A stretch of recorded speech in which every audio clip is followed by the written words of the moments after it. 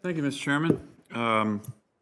Thank you to our witnesses. I want to get to the questions. I know that Senator Warren was asking some questions about missile defense, and just want to give you, and I'm sure you're familiar with this, but Homeland Missile Defense has had a history of being partisan. By that I mean Republicans, George W. Bush, President Trump were very supportive of it. Democrat administrations, not so much. We worked hard, this committee worked hard to make it bipartisan. I had a bill advancing America's Missile Defense Act that 2017 had 20 Republicans, 10 Democrat co-sponsors, and it was the big missile defense buildup. So I was surprised by Senator Warren's questioning, particularly of you, Mr. Tamaro, about, hey, maybe it's not so relevant, maybe it's not so needed. Kind of thought we'd move beyond that, but maybe history is repeating itself here. I hope not. Secretary Austin has said in his confirmation that defense of the homeland and missile defense is a central component of DoD's mission. The relationship between missile defense, U.S. nuclear arsenal is complementary and mutually supportive. Deputy Secretary Hicks said, defense of the homeland is top priority, and the homeland missile defense system is an essential component to that mission. So, Ms. Tamaro, how about, is that your belief as well? I know Senator Warren said, well, North Korea might be able to overwhelm us. I don't agree with that. It's a little bit fatalistic.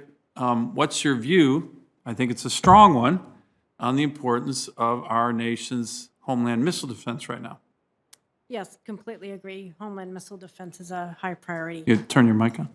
Yes, I completely agree, and can guarantee that homeland missile defense is a high priority. Okay, We've had so limited homeland missile defense against threats from rogue states that continue to grow, especially from North Korea, and that will be continued to be our top priority from a policy perspective. great. You know, we just completed, it's ready to be turned on here any day, the long-range discrimination radar system, which will be the most advanced ground-based missile missile discrimination radar anywhere in the world. That's in Clear Air Station, Alaska, as you probably know.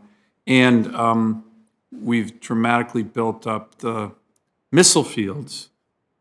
However, as you know, we have 20 silos that are now empty. That doesn't make sense.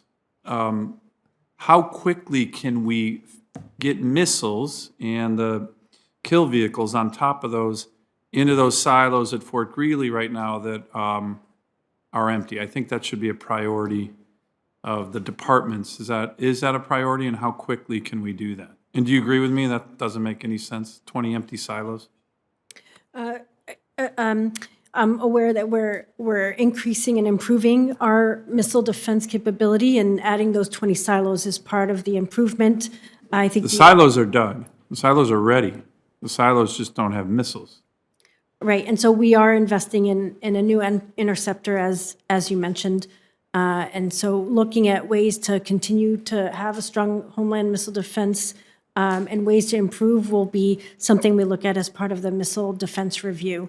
But in terms of how fast and the capability, I would defer you to the Missile Defense Agency to provide more details on the acquisition piece. Okay, Mr. Chairman, this is a big issue, I think, for the country.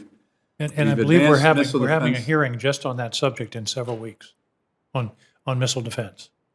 Great. Well, with that, I yield my time back.